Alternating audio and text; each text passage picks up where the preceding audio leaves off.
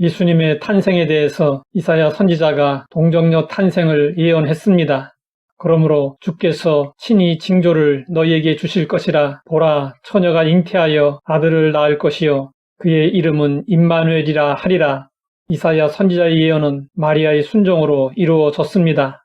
또한 미가 선지자가 베들레헴에서 예수님이 탄생하실 것을 예언했습니다. 베들레헴 에브라다야, 너는 유다 족속 중에 작을지라도 이스라엘을 다스릴 자가 내게서 내게로 나올 것이라.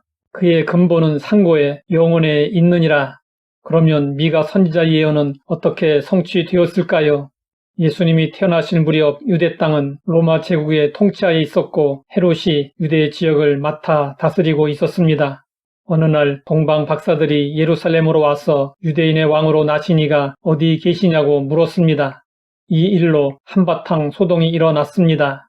헤롯 왕은 모든 대제사장과 서기관들을 불러 그리스도가 어디서 나겠느냐고 물었습니다. 그러자 그들은 미가 선지자의 예언을 제시하며 베들레헴이라고 말했습니다. 그런데 메시아를 잉태한 마리아는 베들레헴이 아닌 나사렛에서 살고 있었습니다. 마리아가 나사렛에 머물러 있으면 메시아가 베들레헴에서 태어날 것이라는 예언은 이루어질 수 없었습니다.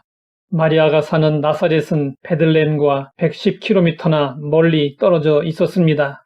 그러면 임신 중이었던 마리아가 어떻게 이 먼 거리를 더구나 산악지대를 지나 베들레헴까지 가서 출산하게 된 것일까요? 여기에는 선지자의 예언을 이루기 위한 하나님의 놀라운 섭리가 있었습니다. 당시 로마는 유럽과 지중해 전 지역과 이란까지 영토를 확장했습니다. 아구스토는 자신의 권세와 영광을 온 천하에 과시했습니다. 아구스토는 인구조사를 통해 자신의 세력이 얼마나 되는지 알고자 했습니다. 이것이 왕들의 영웅심입니다. 다윗 왕도 한때 영웅심에 빠져 인구조사를 하다가 하나님께 크게 징계를 받은 적이 있었습니다. 그러나 하나님은 오히려 아구스토의 영웅심을 사용하셨습니다.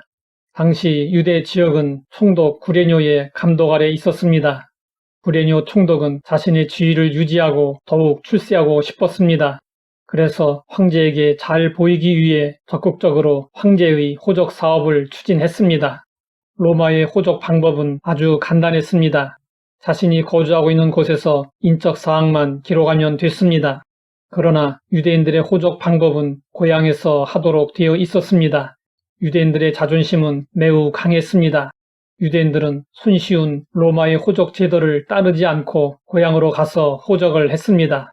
이러한 유대인들의 자존심이 하나님의 뜻을 이루는 촉매제가 되었습니다. 하나님은 미가 선지자의 예언을 이루시고자 아구스토 황제의 영웅심을 사용하셨고 구레네 총독의 출세욕을 사용하셨습니다.